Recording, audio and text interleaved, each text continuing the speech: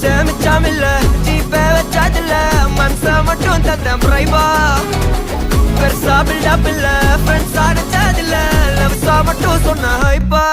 இப்போ சலம்பல்ல அடியே